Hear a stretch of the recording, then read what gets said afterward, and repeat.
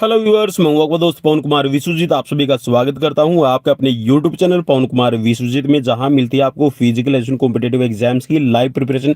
चाहे आप कर रहे हैं किसी भी कॉम्पिटेटिव एग्जाम्स की तैयारी, तो जी हां, यहां पर लाइव सीरीज और लाइव टेस्ट सीरीज है जारी। तो आप कहां है अभी तक? जी हां, जल्दी से जल्दी चैनल पर आ जाइए और शेयर जरूर कर लीजिए, सब्सक्राइब जरूर कर लीजिएगा चैनल को, ताकि आने वाली हर एक वीडियो का नोटिफिकेशन आपको मिल सके। और जी हाँ, बेल आइकन को दबाना बिल्कुल भी मत भूलिएगा, क्योंकि बेल आइकन बटन को जब आप दबाएंगे तो आपके पास में जो नोटिफिकेशन है लाइव सेशन का वो ठीक ठाक पहुंचता रहेगा।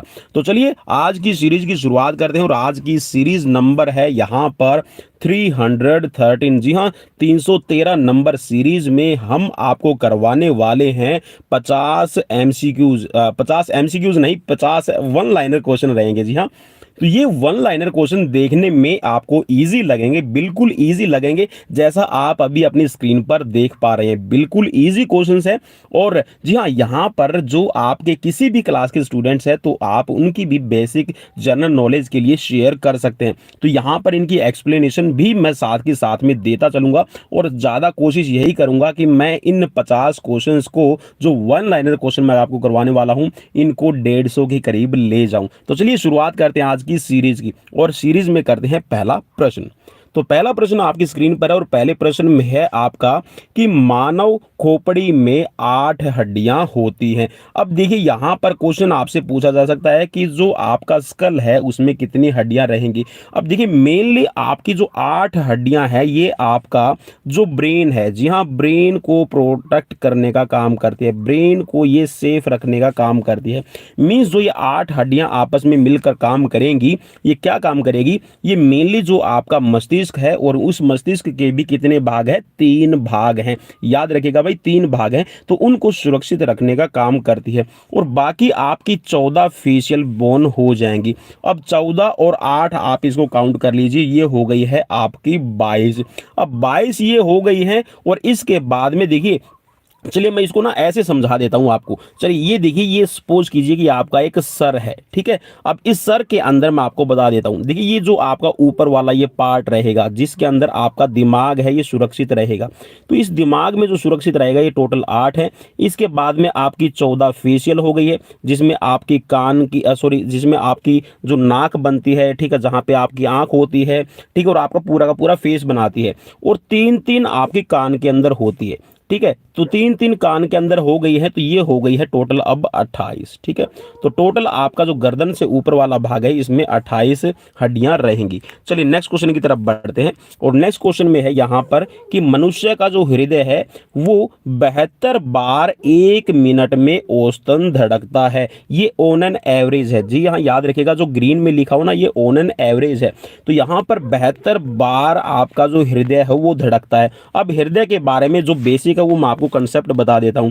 देखिए 4 चैम्बर हैं, ठीक है, 2 ऊपर हैं, 2 नीचे हैं। अब जो 2 ऊपर और 2 नीचे बने हैं, वो आपके बने हैं जो आपका ट्राइकास्पिड और बाइकास्पिड वॉल लगा हुआ है, ठीक है। जो ऊपर वाले हैं वो आलिंद होते हैं, और नीचे वाले हैं वो निलय आपके कहलाएंगे, ठीक है। अब यहां पर देखिए लिखा हुआ है कि 1 मिनट के अंदर आपका 72 बार जो हृदय है वो धड़कता है। तो भाई किसी का 70 भी हो सकता है, किसी का 75 भी हो सकता है। ये एवरेज है, ठीक है, औसतन है ये आपका। और अब यहां पर बात कर लेते हैं कि जो एक बार आपका हार्ट बीट होती है, ठीक है, एक बार जो धड़कता है, एक जो धड़कन होती है, ठीक है। चलिए, एक जो धड़कन होती है ना, उस एक धड़कन के अंदर आपका, जी हाँ, आपका 70 ml जो ब्लड है वो कहाँ जाता है? वो अरोटा के अंदर प्रवेश करता है, ठीक है। अब 72 बार आपका हृदय धड़क रहा है, तो 72 को आप क्या कीजिएगा? 70 से मल्टीप्लाई कर लीजिएगा, तो आपका लगभग ये हो गया 5040 ml। कितना? 5040 ml जो ब्लड है वो आपका 1 मिनट के अंदर है, वो आपका आगे भेजा जाता है, मीन्स अरोटा के अंदर जाता है।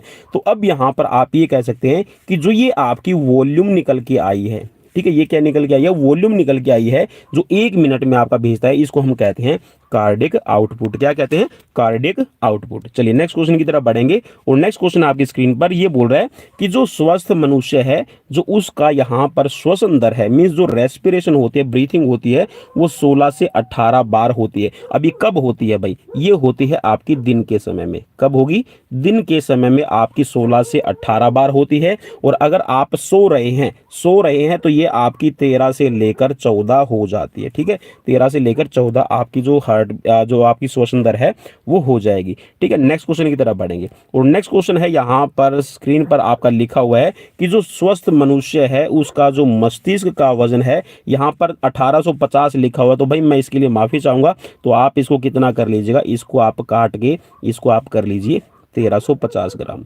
ठीक है, 1350 ग्राम से लेकर 1400 ग्राम तक आपका जो ब्रेन है उस ब्रेन का वेट रहता है। ठीक है, ब्रेन के 3 पार्ट है, ये भी याद रखिएगा। और ब्रेन के अंदर ही आपका रहती है पिट्यूटरी ग्लैंड्स। ठीक है, मीन्स जहाँ पर आपका ब्रेन है वहीं पे आपकी पीनियल ग्लैंड्स है और जो पिट्यूटरी ग्लैंड है वो शामिल उसमें रहती है। ठीक है, हाइपोथैलेमस भी वहीं पे काम करेगा। और इसके साथ में एक चीज़ और याद रखिएगा कि मस्तिष्क को सुरक्षित रखने के लिए आपकी जो खोपड़ी है उसमें 8 हड्डियां हैं। जी हाँ, ये क्वेश्चन एक दूसरे से रिलेट करेंगे। नेक्स्ट क्वेश्चन है आपकी स्क्रीन पर और क्वेश्चन में है कि सबसे बड़ी हड्डी कौन सी है? तो सबसे बड़ी हड्डी कौन सी है? ये है फीमर। जी हाँ, जांग की हड्डी होती है, सबसे बड़ी हड्डी कहलाएगी। जी हाँ, छोटे बच्चों के लिए आप उनको बता सकते हैं, जनरल नॉलेज के लिए, क्योंकि बेसिक जो नॉलेज है वो आपके शरीर के बारे में होनी चाहिए। नेक्स्ट क्वेश्चन आपकी स्क्रीन पर और इसकी पीडीएफ, जी हाँ, अगर आप इसकी पीडीएफ लेना चाहते हैं तो आप टेलीग्राम चैनल पर हमें ज्वाइन कर सकते हैं, टेलीग्राम ग्रुप में मैं भेज दूंगा। और फेसबुक पे भी आपको जो इसकी फोटो, आपको जो इमेजेस है वो मिल जाएगी। नेक्स्ट है यहाँ पर क्वेश्चन कि सबसे छोटी हड्डी कौन सी है? तो सबसे छोटी हड्डी है ये आपकी स्टेपिस है और ये मध्य कान के अंदर, जी का जो मिडिल आपका ईयर है, मिडिल ईयर के अंदर पाई जाती है। और ये कितना? चावल का दाना। जी हाँ, चावल के दाने जितनी बड़ी होती है। ठीक है, अगर आपसे नॉर्मल क्वेश्चन जैसे पूछ लिया जाता है ना तो आप इसमें बता सकते हैं। नेक्स्ट क्वेश्चन है यहाँ पर सबसे मजबूत हड्डी कौन सी होती है? तो सबसे मजबूत हड्डी है आपकी मैंडिबल जॉ। जी हाँ, जबड़े की जो हड्डी होती है ये आपकी रहती है सबसे मजबूत। ठीक है, नेक्स्ट क्वेश्चन की तरफ बढ़ेंगे और सबसे मजबूत यहाँ पर सबसे कठोर जो तत्व है वो क्या रहता है? तो ये है आपका एनामिल। अब क्वेश्चन आपसे ये पूछा जा सकता है, छोटे बच्चों से भी कई बार क्वेश्चन बना के पूछ लिया जाता है। मेनली देखिए दोस्तों, आज जो मैं ये सीरीज करवा रहा हूँ बेसिकली मैं उन बच्चों के लिए करवा रहा हूँ जो बिल्कुल ही बिगिनर हैं और यहाँ पर ये समझ लीजिए कि वो जो अभी आपका साइंस समझने लगे हैं। ठीक है, मींस आप 5th से लेके और ये 8th क्लास तक के बच्चों के लिए भी बिल्कुल आपकी बेनिफिशियल होने वाली है, तो आप उनको भी ये सेंड कर सकते हैं।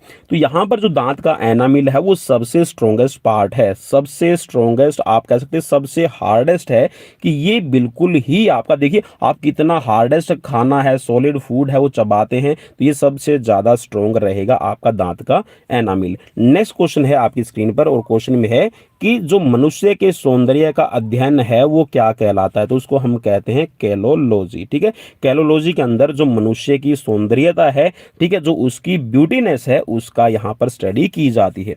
नेक्स्ट है यहाँ पर आपका स्क्रीन पर कि सामान्य मनुष्य के अंदर रक्तचाप कितना रहता है? ठीक है, कितना रहता है रक्तचाप? तो ये होता है आपका 120/80। ठीक है, 120/80 mmHg। जी हाँ, इसके अंदर एक आप Hg और लगा लीजिएगा। देखिए Hg एक यूनिट है, आप कह सकते हैं कि जो Hg है ये आपका एक आपका कह सकते हैं कि लेबोरेटरी नेम है पारे का। किसका नाम है?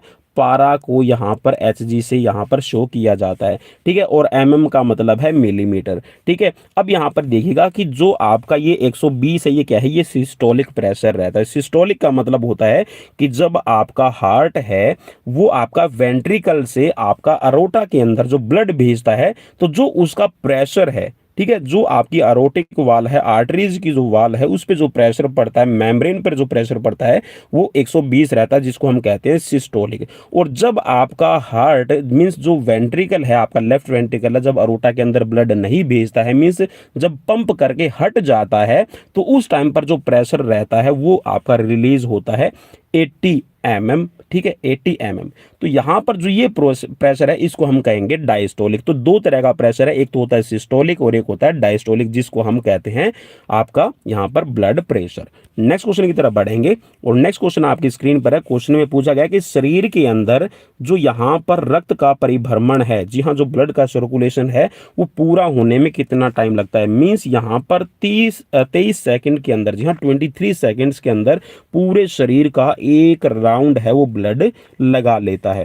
ठीक है, नेक्स्ट क्वेश्चन की तरफ बढ़ेंगे और नेक्स्ट है यहाँ पर आपकी स्क्रीन पर कि क्वेश्चन में पूछा गया कि मानव शरीर में जल की मात्रा कितनी रहती है। तो मानव शरीर का आप ये कह सकते हैं कि 60 से लेकर 80%, ठीक है, यहाँ पर लिखा हुआ है 65 से 80%, कहीं पे आपको 70% लिखा मिलेगा, कहीं पे 60 लिखा है, कहीं पे 65 लिखा है। तो ये आपका एवरेज है, औसत आप लगा लीजिए, ठीक है। 65 से 80% है वो आपका रहता है जल का बना हुआ, ठीक है। 65 से 70 आपको लिखा हुआ मिलेगा। मेनली जो आपका मैं बता दूं एग्जाम्स के पॉइंट ऑफ व्यू से आपको 60 से 70 लिखा हुआ मिलेगा। नेक्स्ट है यहाँ पर आपकी स्क्रीन पर क्वेश्चन की जो रक्त का शरीर का भार है वो कितना रहता है। तो जो रक्त का भार है, शरीर के भार का अगर हम परसेंटेज में काउंट करें तो 7% भार आपके शरीर का रहता है। अब देखिए हमारे अंदर जो ब्लड की मात्रा वो भी आपसे पूछ ली जाती है, तो 5 से 6 लीटर। 5 से 6 लीटर का मतलब ये है भाई, किसी के अंदर 5 हो सकता है, किसी के अंदर 5.5, किसी के अंदर 6, ठीक है। तो ये औसत निकाली जाती है, ठीक है। चलिए नेक्स्ट क्वेश्चन की तरफ बढ़ेंगे और नेक्स्ट क्वेश्चन आपकी स्क्रीन पर है। क्वेश्चन में पूछा गया है कि मनुष्य में रक्त की मात्रा कितनी है। अरे लीजिए, मैंने आपको पहले ही बता दिया और यहाँ पर लिखा हुआ था, मैंने एक्चुअल में देखा ही नहीं था।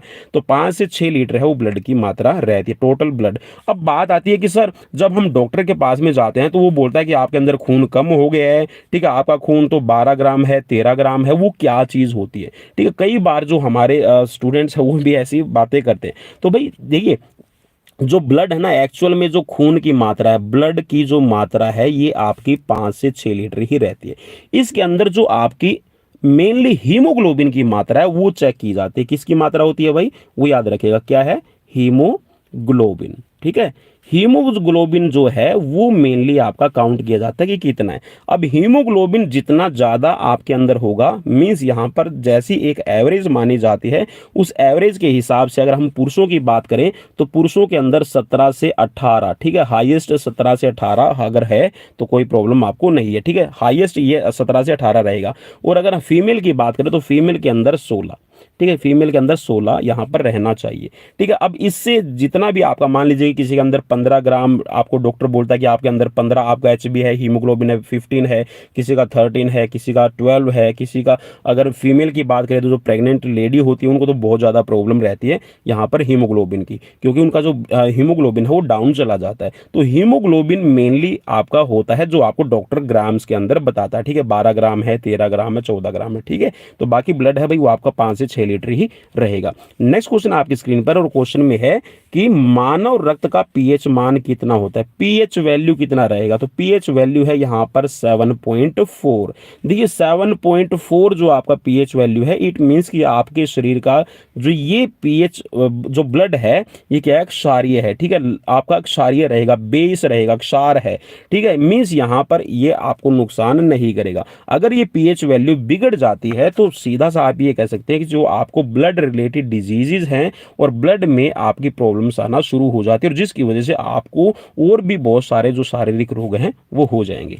नेक्स्ट है आपकी स्क्रीन पर क्वेश्चन में पूछा गया है कि रक्त को शुद्ध करता है। तो रक्त को शुद्ध कौन करता है भाई, मेनली आपकी किडनी करती है। अब कई बार देखिए हम बोलते हैं कि जो हृदय है ना वो रक्त भेजता है, भाई हृदय जो है वो रक्त भेजने का काम करता है। आप ये एक तरह से कह सकते हैं कि वो अड्डा है, क्या है, वो एक बस अड्डा है, ठीक है, क्या है भाई, वो बस अड्डा आप उसको कह सकते हैं, या फिर ट्रांसपोर्ट का मेन स्टेशन आप उसको कहिएगा।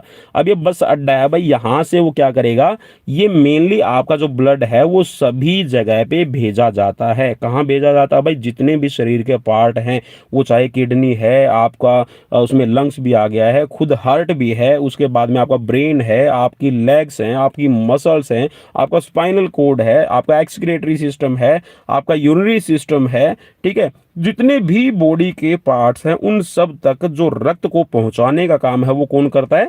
वो करता है आपका हृदय। कौन करता है भाई?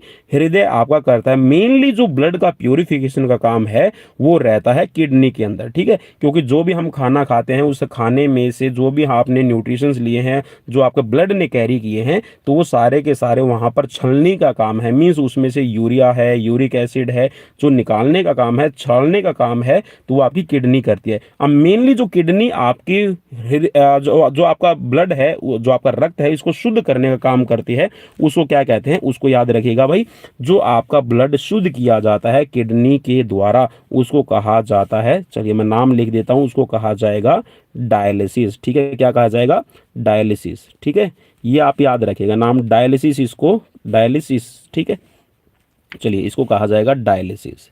ये आप जरूर याद रखिएगा, इसको डायलिसिस कहा जाएगा, ठीक है। और हिंदी में इसको कहते हैं अपोहन, ठीक है। तो आपकी जो किडनी है वो मेनली आपके ब्लड का प्यूरिफिकेशन करती है। अब किडनी की आपसे पूछ लिया जाएगा कि सबसे छोटी यूनिट क्या है, तो सबसे जो छोटी यूनिट, और सबसे छोटी यूनिट का मतलब है कार्यात्मक इकाई। जो कार्यात्मक इकाई है भाई वो होती है आपकी नेफ्रॉन। क्या होती है भाई? नेफ्रॉन ये रहेगी, नाम याद रखिएगा। चलिए नेक्स्ट क्वेश्चन की तरफ बढ़ेंगे। नेक्स्ट क्वेश्चन आपकी स्क्रीन पर, क्वेश्चन में पूछा गया है कि जो लाल रक्त कण है आरबीसीज का निर्माण कहाँ होता है? तो शरीर के अंदर जो आपकी अस्थि मज्जा है इसमें आपका आरबीसीज, ठीक है। आरबीसी का मतलब है यहाँ पर रॉयल चैलेंजर बेंगलुरु नहीं है, ठीक है भाई, तो ये है आपकी यहाँ पर रेड ब्लड सेल। अब रेड ब्लड सेल्स का अस्थि मज्जा में निर्माण होता है, और अस्थि मज्जा होती है आपकी हड्डियों में, ठीक है। इसको कहा जाएगा, हम इंग्लिश में कहते हैं इसको बोन मैरो, ठीक है। और देखिए यहाँ पर जितना आपकी बोन की डेंसिटी अच्छी रहेगी, अब बोन की डेंसिटी मींस बोन का, आपकी हड्डियों का घनत्व है वो किस पर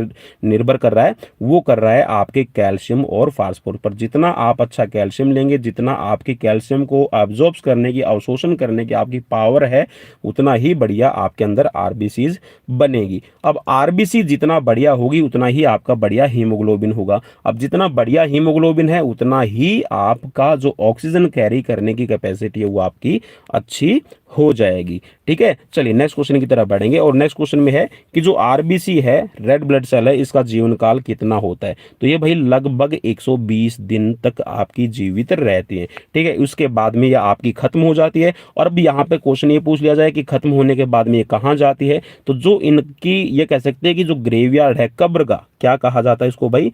कब्रगाह इसको कहा जाएगा। आपसे पूछ लिया जाएगा क्वेश्चन ये इस तरह का कि जो आपका रेड ब्लड सेल्स है उसकी कब्रगाह किसको कहा जाता है? तो ये जो कब्रगाह कही जाती है ये होती है आपकी प्लीहा, ठीक है। क्या होती है भाई? प्लीहा, ठीक है। पै आधा रहेगा, चलिए मैं दोबारा लिख देता हूँ कहीं। चलिए इसको क्या कहेंगे भाई? प्लीहा कहेंगे, ठीक है। प्लीहा आप इसको कह सकते हैं, स्प्लीन आप इसको कह सकते हैं, ठीक है। तिल्ली भी आप इसको कह सकते हैं। तो ये आपके इसके तीन नाम रहते हैं। तो ये होती है आपकी ग्रेवयार्ड, ठीक है, कब्रगाह आरबीसीज की, ठीक है।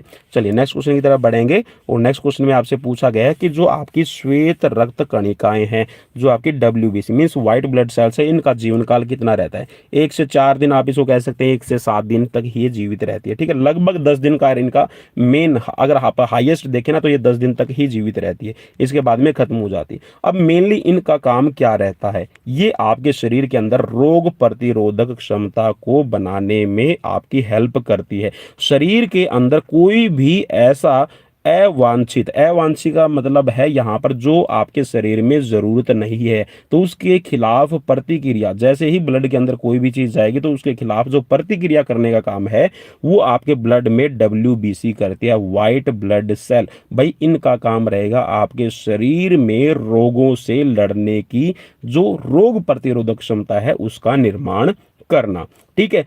और नेक्स्ट है यहाँ पर कि जो श्वेत रक्त कण है उनको क्या कहा जाता है? तो भाई जो आपके श्वेत रक्त कण है मींस जो डब्ल्यूबीसी है, इनको यहाँ पर ल्यूकोसाइट भी कहा जाता है। नेक्स्ट क्वेश्चन आपकी स्क्रीन पर, शरीर का तापमान नियंत्रित होता है। तो शरीर का जो तापमान नियंत्रण किसके द्वारा होता है? ये होता है आपका हाइपोथैलेमस। भाई आपको भूख लगती है, आपको प्यास लगती है, आपको पसीना आता है, ठीक है, आपको सर्दी लगती है, आपको गर्मी लगती है, तो ये सभी चीजें आपके हाइपोथैलेमस ग्लैंड पर डिपेंड करती है, इतना आप समझ लीजिए। जैसे ही आपको गर्मी लगेगी तो ये जो हाइपोथैलेमस ग्रंथि है, हाइपोथैलेमस ग्रंथि मेनली आपकी संदेश देती है किसको? ये हाइपोथैलेमस ग्रंथि आपकी जो जो आप कह सकते हैं उनको, जो आपकी स्वेट ग्लैंड है, ठीक है, जो पसीने की ग्रंथियां, भाई मैं सीधा सा लिख देता हूं हिंदी में, पसीने की ग्रंथियां, ठीक है, जो पसीने की आपकी ग्रंथियां ना, उनको ये संदेश देती है। क्या संदेश देगी भाई? ये बोलेगी भाई शरीर अब अपना ना बिल्कुल यहाँ पर टेम्परेचर है वो बढ़ गया, गर्मी लगने लगी है, तो आप क्या करें? पसीना बनाएं। अब देखिए पसीना क्या होगा, मेनली पसीने के अंदर आपके कुछ एक तो लवण, ठीक है, कुछ एक तो आपके लवण और कुछ एक आपका पानी की मात्रा, ठीक है, वो शरीर से बाहर निकलेगी। अब जैसे ही जो स्वेद रक्त ग्रंथि, जो आपकी स्वेद ग्रंथियां हैं, या आप इनको स्वेद कह सकते हैं या फिर स्वेट ग्लैंड कहें, पसीने की जो ग्रंथियां होती है, तो ये क्या करेगी? जैसे ही पसीना शरीर के बाहर त्वचा पर आएगा तो हवा के संपर्क में आने से आपका शरीर है वो ठंडा हो जाएगा। मींस आपके जो शरीर का टेम्परेचर है, जो तापमान है, वो नियंत्रित हो जाएगा, कम आ जाएगा। अब शरीर का तापमान कितना होता है? तो ये होता है आपका 37 डिग्री सेल्सियस, ठीक है। तो 37 डिग्री जो सेल्सियस है वो टेम्परेचर मेंटेन करने के लिए आपका हाइपोथैलेमस, जो पसीने की ग्रंथियां हैं, उनको मैसेज देता है। आपको भूख लग रही है, प्यास लग रही है, तो भी आपके हाइपोथैलेमस ग्रंथि है वो मैसेजेस भेजती है, ठीक है, संदेश देने का काम करती है। अब जैसे ही सर्दी होगी तो सर्दी में जो आपका हाइपोथैलेमस है वो पसीने की जो ग्रंथियां होती हैं उनको मैसेज देता है कि भाई सर्दी हो गई है, अब पसीना ना बनाएं। अब सपोज कीजिए कि सर्दी के दिनों में भी अगर आपको पसीना आएगा तो आपके बीमार होने के चांसेस ज़्यादा बढ़ेंगे। अब क्यों बढ़ेंगे? क्योंकि जैसे ही शरीर पर पानी, जो पसीना है वो पसीने के रूप में जब बाहर पानी निकलेगा तो वो जैसे ही हवा के संपर्क में आएगा तो शरीर का जो तापमान है आपका और भी डाउन चला जाएगा। नेक्स्ट क्वेश्चन आपकी स्क्रीन पर, सर्वदाता रक्त समूह किसको कहा जाता है? तो सर्वदाता या फिर यूनिवर्सल डोनर होता है आपका ओ जो ग्रुप है, ठीक है, ब्लड ग्रुप ओ। और इसमें भी आपसे क्वेश्चन पूछ लिया जाए तो ये आपका माइनस, ठीक है, ओ नेगेटिव, ठीक है, कौन सा रहता है भाई? इसको आप जरूर याद रखिएगा, क्या? O negative. जो ओ नेगेटिव आपका ब्लड ग्रुप है वो आपका होता है यूनिवर्सल डोनर। अब यूनिवर्सल रिसेप्टर कौन सा होता है? यूनिवर्सल रेसिपिएंट या फिर यूनिवर्सल रिसेप्टर मींस जो सबका ले सके, ठीक है, तो सबका जो रक्त ले सकता है वो होता है आपका ए बी ब्लड ग्रुप, ठीक है। ए बी ब्लड ग्रुप है वो किसी का भी ले सकता है, ओ नेगेटिव, ओ पॉजिटिव, ठीक है, बी पॉजिटिव, ठीक है, बी नेगेटिव, या फिर ए नेगेटिव है, बी पॉजिटिव है, वो किसी का भी ये ले सकता है, ठीक है। चलिए, हाँ, आपसे क्वेश्चन भी पूछ लिया जाएगा कि दे किसको सकता है, तो भाई ये सिर्फ दे किसको सकता है? ये ए बी को ही दे सकता है, ठीक है। नेक्स्ट क्वेश्चन की तरफ बढ़ेंगे। नेक्स्ट क्वेश्चन आपसे पूछा गया है कि ब्लड बैंक किसको कहा जाता है, ठीक है। ब्लड बैंक है, या फिर जैसे मैंने बताया था कि अभी आपको थोड़ी देर पहले कि ग्रेवयार्ड, कब्रगाह किसको कहा जाता है? तो ये है आपकी प्लीहा, या फिर इसको आप स्प्लीन कहिए, या फिर इसको तिल्ली कहिए, ठीक है। तो ये तीनों ही एक नाम है, ब्लड बैंक भी कहा जाता है और इसको ग्रेवयार्ड ऑफ आरबीसीज भी कहा जाता है। नेक्स्ट है आपकी स्क्रीन पर क्वेश्चन कि भोजन का पाचन कहाँ प्रारंभ होता है? तो भोजन का जो प्रारंभ है पाचन का, तो वो यहाँ पर आपके मुख से ही, ठीक है, मुंह के अंदर ही आपका जो भोजन का पाचन है वो शुरू हो जाता है। अब देखिए खाने के अंदर अगर हम कार्बोहाइड्रेट की बात करें तो कार्बोहाइड्रेट के अंदर होता है स्टार्च, ठीक है। अब स्टार्च है वो आपका मुंह में ही पचना शुरू हो जाता है। जो स्टार्च है, स्टार्च को पचाने के लिए आपकी जो लार ग्रंथियां हैं वो क्या करती है? लार का निर्माण करती है। अब लार के अंदर होता है आपका क्या? वो होता है आपका टाइलिन। क्या रहेगा? टाइलिन होता है लार के अंदर, ठीक है। अब 99% आपका वाटर और 1% आपका टाइलिन, तो टाइलिन क्या करता है? स्टार्च को तोड़ने का काम करेगा, ठीक है। चलिए नेक्स्ट क्वेश्चन की तरफ बढ़ेंगे, और नेक्स्ट क्वेश्चन है आपकी स्क्रीन पर। क्वेश्चन में यहाँ पर पूछा गया है कि पचे हुए भोजन का अवशोषण कौन करता है? तो पचे हुए भोजन का अवशोषण है वो आंत करती है। कौन सी आंत है? वो भी छोटी आंत, ठीक है। इसके ऊपर भी आप बिंदु लगा लीजिए भाई, आंत के ऊपर छोटी आंत आपका जो भोजन के अंदर आपके न्यूट्रिशंस होते हैं, जो पोषक तत्व होते हैं, उनको सोखने का काम करती है।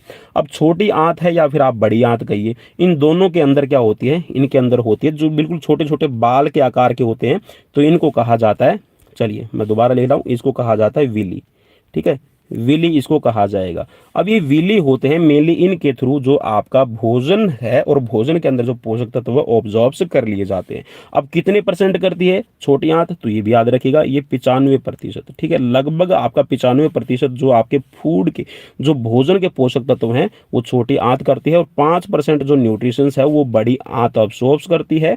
और जो आपके बाद में पानी की मात्रा, भाई पानी की मात्रा कितनी आपके शरीर में रहेगी, तो इसका निर्धारण है वो बड़ी आंत करती है। नेक्स्ट क्वेश्चन आपकी स्क्रीन पर क्वेश्चन में यहाँ पर पूछा गया है कि पित्त का स्त्रावण कहाँ से होता है। जो पित्त स्त्रावित की जाती है बाइल जूस जिसको हम कहते हैं, तो ये होता है यकृत के द्वारा। और भाई यकृत कई बार आपको प्रॉब्लम दे देता है, ठीक है। प्रॉब्लम क्या देगा अगर आप इसका ध्यान में नहीं रखेंगे, ठीक है। फैटी लीवर हो जाएगा, लीवर सिरोसिस की है, ठीक है। जॉन्डिस है, पीलिया भी आपने जरूर सुना होगा, ठीक है। फैटी लीवर हो गया है। इसके बाद में लीवर के अंदर hepatitis A B C D E, ठीक है। ये 5 तरह के आपके हेपेटाइटिस होते हैं। जॉन्डिस है, ठीक है। तो ये क्या करते हैं आपके लीवर को प्रॉब्लम देते हैं। अब ये होता है कि एक तो आप अपना खाना पीना है वो उचित तरीके से नहीं कर रहे हैं, या फिर आप कुछ ऐसे पदार्थों का सेवन कर रहे हैं जिनका आपको सेवन नहीं करना चाहिए। अब मेरा सीधा सा इशारा उनकी तरफ है, जैसे कि आप स्मोकिंग करते हैं, ड्रिंक करते हैं, तो उससे ये प्रॉब्लम आपको हो सकती है। तो अपने शरीर का ध्यान में रखें, क्योंकि जो आपका खाना पचेगा, जो लीवर आपका बाइल जूस बनाता है, ठीक है, जो पित्त रस बनाएगा, इसके थ्रू ही पचेगा। अब पित्त रस आपका लीवर बनाता है, ठीक है। क्या बनाएगा, लीवर बना रहा है। तो पित्त रस जाके इकट्ठा कहाँ होगा, तो ये होता है आपका कहाँ पर, गाल ब्लैडर के अंदर, ठीक है। क्या कहा जाता है उसको, गाल ब्लैडर, ठीक है। गाल ब्लैडर इसको कहा जाता है। तो गाल ब्लैडर के अंदर आपका जो बाइल जूस है वो इकट्ठा होता रहेगा। अब चलिए इसको हिंदी में क्या कहते हैं गाल ब्लैडर को, वो भी मैं आपको बता देता हूँ। तो इसको कहा जाता है पित्ताशय, ठीक है। क्या कहा जाएगा, पित्ताशय, ठीक है। तो पित्ताशय इसको कहा जाता है। नेक्स्ट है आपकी स्क्रीन पर क्वेश्चन में कि शरीर की सबसे बड़ी ग्रंथि कौन सी है। तो भाई शरीर की सबसे बड़ी जो ग्रंथि है वो आपकी यकृत ही है, लीवर ही है। इसका वेट कितना होता है, लगभग आपका 1500 ग्राम, ठीक है। 1500 ग्राम आपका जो वेट है लीवर का रहेगा, मीन्स 1.5 किलो के करीब है वो आपकी लीवर होती है। अब लीवर के बारे में एक चीज और मैं आपको बता दूं, लीवर है ना, लीवर अगर आपने 80% डोनेट कर दिया, ठीक है, 80% आपने डोनेट कर दिया है, 20% आपके पास में लीवर है, तो ये अपना निर्माण स्वयं कर सकता है, ठीक है। यहाँ पे ये कह सकते हैं कि जो पुनरुद्भवन मीन्स अपना स्वयं का निर्माण करने की जो शक्ति है इसके अंदर इतनी ज़्यादा होती है कि ये अगर 20% भी आपके शरीर में है तो ये अपने आप को बना लेगा, ठीक है। चलिए नेक्स्ट क्वेश्चन की तरफ बढ़ेंगे। और नेक्स्ट क्वेश्चन आपसे पूछा गया है कि शरीर का सबसे बड़ा अंग कौन सा है। तो शरीर का सबसे बड़ा अंग है आपकी त्वचा। देखिए कितनी बड़ी आपकी त्वचा है, ठीक है। आपके नाखून अगर हम बात करें, जो आपका पंजा है, पांव का जो अंगूठे से लेकर और सर के बाल तक, ठीक है, आपकी जो त्वचा है वो बनी रहती है, ठीक है। तो सबसे बड़ा ऑर्गन है ये आपका त्वचा रहेगी। नेक्स्ट क्वेश्चन आपकी स्क्रीन पर क्वेश्चन में पूछा गया कि सबसे छोटी ग्रंथि कौन सी है। तो सबसे छोटी ग्रंथि है पिट्यूटरी, या फिर इसको आप पीयूष ग्रंथि भी कह दीजिए, आप इसको मास्टर ग्रंथि भी आप इसको कह सकते हैं, ठीक है। अब ये करती क्या है, ये मेनली आपकी वृद्धि हार्मोन, ठीक है। आप ये कह सकते हैं कि जो आपकी शरीर की वृद्धि है, ठीक है, कि कितनी होगी, कितना आपका शरीर बढ़ेगा, आकार कैसा होगा, तो ये सारा डिपेंड करता है आपकी मास्टर ग्लैंड पे। नेक्स्ट क्वेश्चन आपकी स्क्रीन पर क्वेश्चन में यहाँ पर पूछा गया आपसे ये कि जो रक्तचाप को मापने का यंत्र है उसको क्या कहा जाता है। जी हाँ, जो ब्लड प्रेशर, अभी जैसे मैंने बताया था कि सिस्टोलिक और डायस्टोलिक 2 तरह का प्रेशर रहता है, तो ये जो प्रेशर है इसको कैसे मापेंगे, ठीक है। तो डॉक्टर मापने के लिए इसको यूज करता है आपका स्फेग्नोमैनोमीटर, ठीक है। स्फेग्नोमैनोमीटर है वो आपका इस्तेमाल किया जाता है। पहले डॉक्टर करते थे मैनुअल, ठीक है, मैनुअल आपका जो स्फेग्नोमैनोमीटर है उसका इस्तेमाल किया जाता है। लेकिन आजकल जो है वो आजकल आपके डिजिटल और जो इलेक्ट्रॉनिक आपके स्फेग्नोमैनोमीटर हैं वो आ गए हैं, और उन की सहायता से जो आपका ब्लड प्रेशर है वो चेक किया जाता है, ठीक है। चलिए नेक्स्ट क्वेश्चन की तरफ बढ़ेंगे। और नेक्स्ट क्वेश्चन आपकी स्क्रीन पर ये है आपका मनुष्य में कितनी पसलियां होती है। तो 12 जोड़ी, भाई 12 जोड़ी ये पसलियां रहेंगी। टोटल ये हो गई कितनी, 24। अब ये होती है चपटी, ठीक है। क्या रहेगी, चपटी रहेगी। ये कह सकते हैं कि ये जो फ्लैट रहती है ये फ्लैट बोन भी कही जाती है, ठीक है। मीन्स जो चपटी होने के कारण ये क्या करती है, शरीर के अंदर जो हमारी छाती है जिसको हम चेस्ट बोलते हैं, उस चेस्ट का निर्माण करने का काम करती है, ठीक है। स्टर्नम पे जुड़ी रहेंगी, आपका जो वर्टिब्रा कॉलम है उन पे जाके अटैच रहती है। तो जो वर्टिब्रा कॉलम और जो आपका स्टर्नम पे अटैच रही तो ये शरीर के अंदर एक जो आपका छाती है, ये चेस्ट है, जो कहा जाता है चेस्ट की कैविटी बनाती है, ठीक है, जिसको हम कहते हैं थोरेसिक कैविटी। अब उस थोरेसिक कैविटी के अंदर आपके क्या क्या पार्ट रहते हैं वो आप देख लीजिए, ठीक है। एक तो आपके भाई फेफड़े रहेंगे, क्या रहेंगे आपके फेफड़े, ठीक है। दूसरा आपका हृदय, ठीक है, आपका हृदय है वो भी इसके अंदर सुरक्षित रहता है। मीन्स ये कह सकते हैं कि जो फेफड़े हैं, हृदय है, इनको सुरक्षा देने का काम है ये आपकी पसलियां करती हैं। नेक्स्ट क्वेश्चन की तरफ बढ़ेंगे। नेक्स्ट क्वेश्चन है, आपके शरीर में कितनी हड्डियां होती है? तो भाई शरीर के अंदर आपकी टोटल 206 हड्डियां हैं। कितनी है? 206 हड्डियां हैं। ठीक है, जो आपके शरीर में अलग अलग तरीके से कार्य करते हैं और अलग अलग इनका आकार रहता है। ठीक है, इरेगुलर बोन भी आपकी इसमें रहती है कुछ। ठीक है, इसमें आपकी लॉन्ग बोन है, शॉर्ट बोन है, फ्लैट बोन है। ठीक है, तो ये सारे के सारे आपके शरीर में 206 रहेंगे जिनके अलग अलग काम रहेंगे। नेक्स्ट क्वेश्चन आपकी स्क्रीन पर क्वेश्चन में पूछा गया है कि मांसपेशियों की कुल संख्या कितनी होती है? तो मांसपेशियों की कुल संख्या है आपकी 639। कितनी है? 639। अब आपसे ये पूछ लिया जाए कि मांसपेशियों के कितने प्रकार हैं, तो ये मांसपेशी 3 प्रकार की होती है। ठीक है, अब कौन कौन सी है वो देख लीजिए। एक तो होती है आपकी ऐच्छिक। कौन सी रहती है भाई? एक तो होती है आपकी ऐच्छिक, जो आपकी इच्छा से काम करे। ठीक है, एक होती है आपकी अनैच्छिक। कौन सी रहेगी? एक होती है आपकी अनैच्छिक। ठीक है, जो आपकी इच्छा पे काम नहीं करेंगी। और एक होती है आपकी कार्डिक। कौन सी होती है? कार्डिक।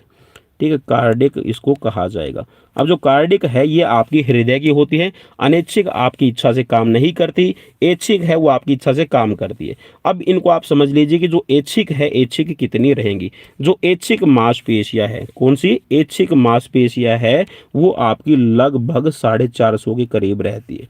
ठीक है, लगभग 450 के करीब आपकी ऐच्छिक मांसपेशियां है जो आपकी इच्छा से काम करते हैं। मीन्स आप अपने ब्रेन से उनको कंट्रोल कर सकते हैं। जैसे कि आपके हाथों की है, उंगलियों की है, पाँव की है। ठीक है, तो आप इनको अपनी इच्छा से कंट्रोल कर सकते हैं। लेकिन जो अनैच्छिक होती है, जब तक उनके शरीर में कार्य करना है वो काम करती रहेंगी। जैसे कि आपका स्टमक है, ठीक है, आपका इंटेस्टाइन है, ठीक है, आपका लीवर है, ठीक है, या फिर आपका ये कह सकते हैं कि जो आपका एक्सक्रीटरी सिस्टम है, जब इनकी ज़रूरत होती है तभी काम करती हैं। ठीक है, और जब इनकी ज़रूरत नहीं होती तो ये अपना काम करना बंद कर देती हैं। ठीक है, तो ये टोटल आपकी, ये ध्यान में रखिएगा कि 450 के करीब आपकी, लगभग 450 में बोल रहा हूँ। ठीक है, ये होती हैं आपकी ऐच्छिक मांसपेशियां। ऐच्छिक मांसपेशियों को कहा जाता है धारीदार मांसपेशियां। भाई इसको भी आप याद रखिएगा, रेखित मांसपेशियां भी कहा जाता है। किसको? जो आपकी ऐच्छिक मांसपेशियां। चलिए मैं लिख देता हूं भाई, आपको याद रहेगा। ठीक है, चलिए लिख दिया मैंने। ऐच्छिक मांसपेशियां आपकी होती हैं क्या? रेखित मांसपेशियां। कौन सी? रेखित मांसपेशियां। अब जो अनैच्छिक है, अनैच्छिक कौन सी हो गई? वो हो जाएंगी आपकी अरेखित। अरेखित का मतलब है इनके अंदर जो रेखाएं नहीं होती। ठीक है, एक और आप याद रखिएगा कि जो ऐच्छिक मांसपेशियां है, जो रेखित मांसपेशियां है, इनको कहा जाता है स्केलेटन मसल्स। क्या कहा जाता है? Skeleton muscles. ये आपकी हड्डियों पर जुड़ी हुई रहती हैं। ठीक है, जो हड्डियों का आपका सरफेस मिलेगा उस पर ये अटैच रहेगी। नेक्स्ट क्वेश्चन आपकी स्क्रीन पर, और क्वेश्चन में पूछा गया है कि लार के अंदर कौन सा एंजाइम पाया जाता है? तो लार के अंदर भाई टाइलिन एंजाइम पाया जाता है, जो स्टार्च का, आपका कार्बोहाइड्रेट को तोड़ने का काम करती है। नेक्स्ट है आपकी स्क्रीन पर, क्वेश्चन में पूछा गया है कि लिंग का निर्धारण किस पर निर्भर करता है? तो जो लिंग का निर्धारण है, मींस यहां पर ये कह सकते हैं कि जो आने वाली जनरेशन है, बच्चा, ठीक है, जो आने वाला बच्चा है वो मतलब मेल होगा या फीमेल होगा। ठीक है, बेबी गर्ल होगी या फिर बेबी बॉय होगा, ये डिपेंड करेगा पुरुष के क्रोमोसोम्स पर। ठीक है, अब याद रखेगा कि पुरुष के अंदर होते हैं आपके XY क्रोमोसोम और महिलाओं के अंदर होते हैं XX क्रोमोसोम। अगर XX क्रोमोसोम मिलेंगे तो यहाँ पर बच्चा जो पैदा होगा वो क्या होगा? वो लड़की पैदा होगी। ठीक है, और यहाँ पर अगर XY क्रोमोसोम मिलेगा तो यहाँ पर फिर क्या होगा? लड़का पैदा होगा। ठीक है, मीन्स यहाँ पर ये कह सकते हैं कि जो XY क्रोमोसोम्स हैं वही निर्धारण करेंगे कि लड़की होगी या लड़का होगा। मीन्स आप ये कह सकते हैं कि जो हमारी आज की साइंस ने जो हमें बताया है वो हमारे पहले ये कह सकते हैं कि विज्ञान की नॉलेज ना होने के कारण जो कहा जाता था कि जो लड़की पैदा हो रही है, ठीक है, ये मतलब जो बहू है या फिर जो महिलाएं हैं उनको ताने मारे जाते थे। तो भाई ऐसा कुछ भी नहीं है, आप इस चीज़ को ज़रूर समझिए। ठीक है, कि लड़की या फिर लड़का होना, ये कह सकते हैं कि जो औरत है या फिर जो महिला है, फीमेल का दोष नहीं है, ये पुरुषों का ही दोष होता है। अब एक चीज़ और ध्यान में रखिएगा कि जो आपके पुरुष क्रोमोसोम्स हैं और जो महिला क्रोमोसोम्स हैं ये वीक, ठीक है, स्पर्म जैसा होगा, ठीक है, अंडाणु जैसा होगा, उस पर भी निर्भर करेगा। अब स्पर्म काउंट अगर आपका कम हो रहा है, ठीक है, अंडाणु महिलाओं के अंदर अच्छे नहीं बन रहे हैं, तो फिर आपको बहुत ये भी चीज़ पता होगी कि जो आईवीएफ ट्रीटमेंट है फिर वो भी लिया जाता है। तो भाई आप एक्सरसाइजेज कीजिए और अच्छा खाना पीना कीजिए। जो आजकल ये आईवीएफ ट्रीटमेंट वगैरह का नाम लिया जा रहा है, और एक तरह से आप ये कह सकते हैं कि जो ये ह्यूमन फर्टिलिटी है, मैं इसको सीधा से ये कहूँगा कि जो ह्यूमन फर्टिलिटी कम हो रही है वो हमारे आज की आधुनिकता और गलत खान पान की वजह से हो रही है। ठीक है, अच्छा खाइए, अच्छे एक्सरसाइज कीजिए और अपने शरीर का ध्यान रखिए। नेक्स्ट क्वेश्चन आपकी स्क्रीन पर क्वेश्चन में पूछा गया है कि जो आपका हृदय है उसमें कितनी कोशिकाएं होती हैं। तो इसके अंदर 4 चैम्बर रहेंगे, 4 कक्ष होते हैं। ठीक है, एक रहेगा आपका, देखिए चलिए ये आपका सपोज कीजिए कि ये आपका एक हार्ट हो गया। ठीक है, चलिए मैं दोबारा बना देता हूँ भाई। ये आपका एक हार्ट हो गया। ठीक है, इस हार्ट के मैंने ऐसे 4 चैम्बर बना दिए। जो ऊपर वाले ये रहेगा, ठीक है, ये वाला जो रहेगा इसको हम कहेंगे यहाँ पर आपका दायां आलिंद। क्या कहेंगे? दायां आलिंद इसको कहा जाएगा। ठीक है, दायां आलिंद। और ये वाला रहेगा आपका बायां आलिंद। ठीक है, मीन्स ऊपर जो वाले हैं वो आलिंद होते हैं और नीचे वाले हैं ये हो जाएंगे आपके नीले।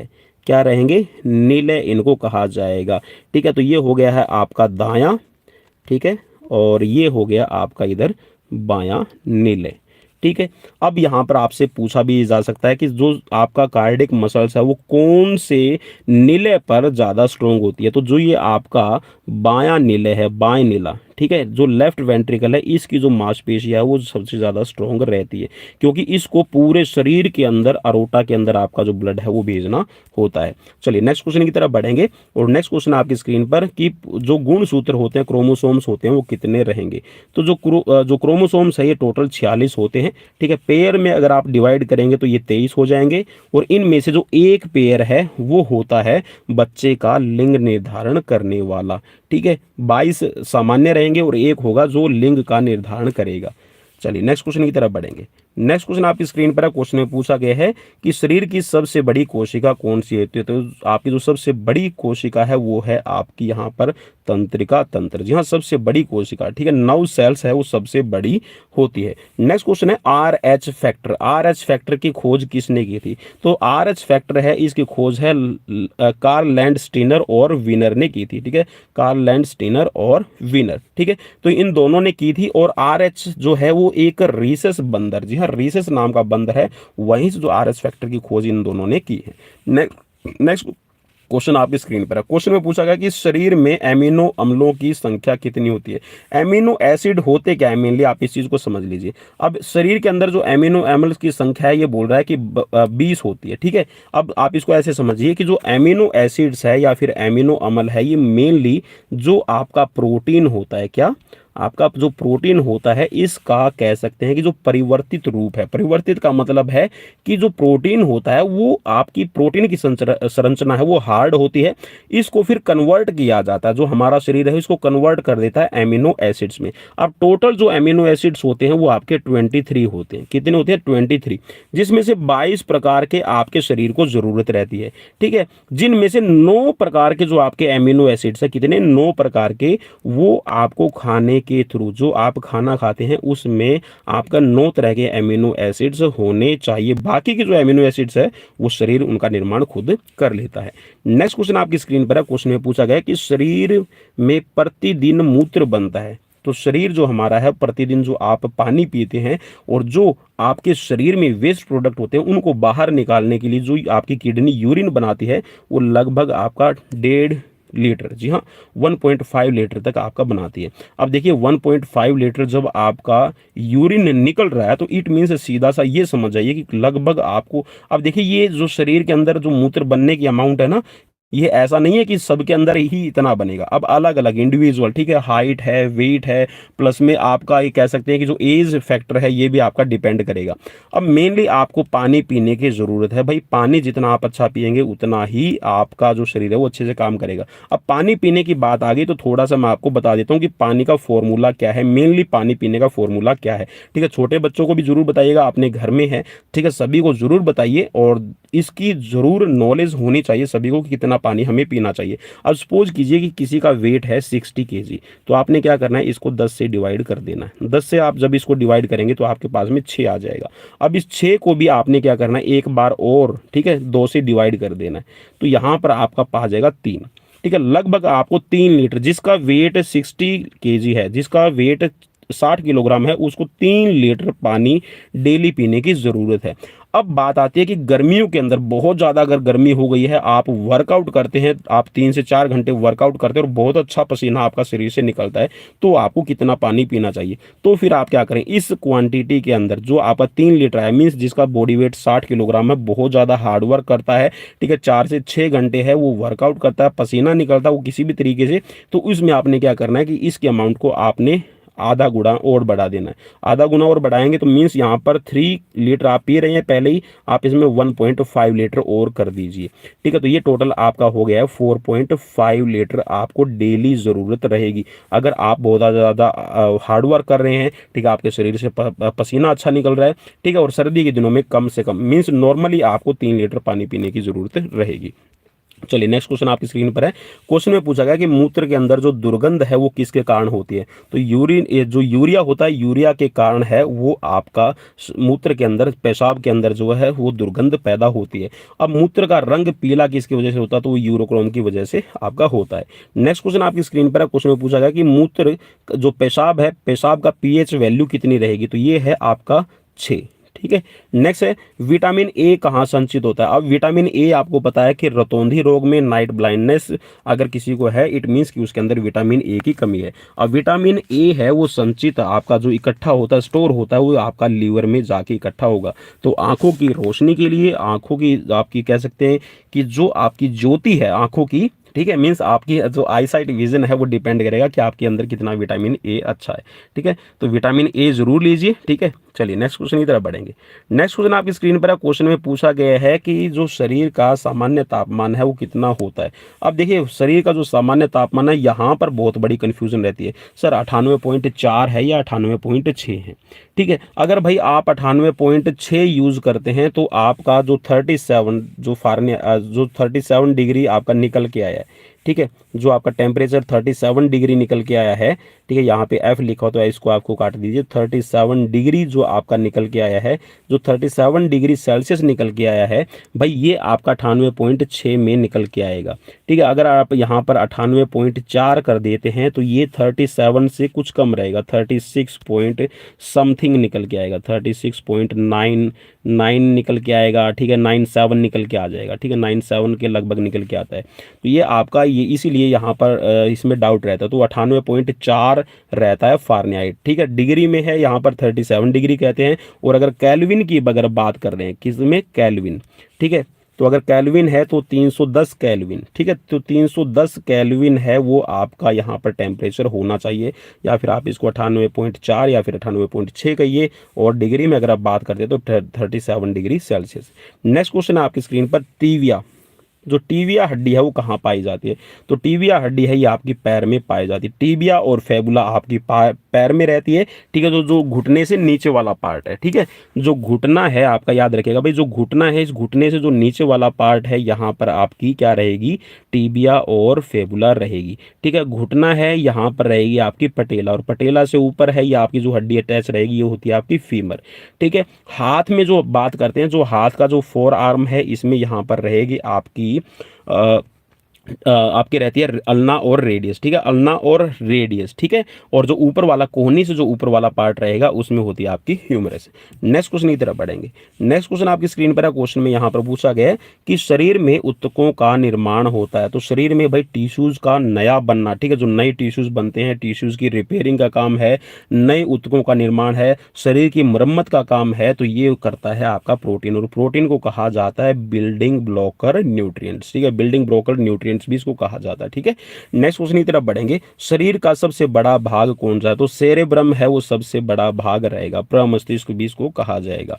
नेक्स्ट क्वेश्चन आपकी स्क्रीन पर है और ये आज का रहेगा लास्ट क्वेश्चन। और लास्ट क्वेश्चन में है कि दांत और हड्डियों की संरचना के लिए क्या आवश्यक है? तो भाई दांत और हड्डियों की जो संरचना है, अगर आप उसको अच्छा रखना चाहते हैं तो कैल्शियम फास्फोरस दोनों ही आपके लिए जरूरी रहेंगे।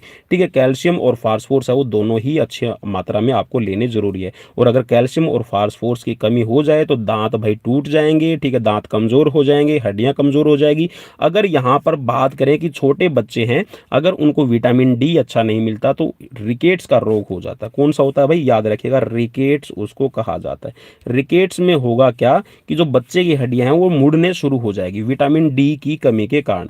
ठीक है, और अगर कैल्शियम और फास्फोरस बड़े बच्चों के अंदर, या फिर ये कहिएगा कि जो 18 प्लस है, ठीक है, 18 प्लस की एज जिनकी रहती है, ठीक है, उनके अंदर यहाँ पर, या फिर ये कहिएगा कि 15 प्लस भी आप इसको काउंट कर लीजिए, 15 प्लस जो एज रहती है, अगर उनके अंदर कैल्शियम और फास्फोरस की कमी हो जाए तो उस सिचुएशन में उनको हो जाता है ऑस्टियोमलेशिया। ठीक है, ऑस्टियोमलेशिया उसको कहा जाएगा। और अगर 50 प्लस एज की अगर हम बात करें, उनके अंदर अगर 50 प्लस एज में अगर कैल्शियम और फास्फोरस की कमी होती है तो उसको कहा जाता है ऑस्टियोपोरोसिस। ठीक है, तो ये थे भाई आज के 50 क्वेश्चंस। और मैं उम्मीद करता हूं कि जो मैंने करवाने की कोशिश की आप सभी को, उम्मीद करता हूं कि आपको पसंद आई होगी। और अगर सीरीज पसंद आई है तो चैनल को शेयर सब्सक्राइब करना बिल्कुल भी मत भूलिएगा। और ऐसी ही सीरीज देखने के लिए जितनी मेरे पास में नॉलेज होगी मैं कोशिश करूंगा आप सभी तक पहुंचाने की। तो जी हाँ, सीरीज देखने के लिए आप हमें सब्सक्राइब कर सकते हैं और डेली विजिट कीजिएगा। डेली लाइव क्लासेज यहाँ पर 8 बजे शुरू हो जाती है शाम के वक्त। तो मिलते हैं नेक्स्ट वीडियो में। Till then bye bye, take care.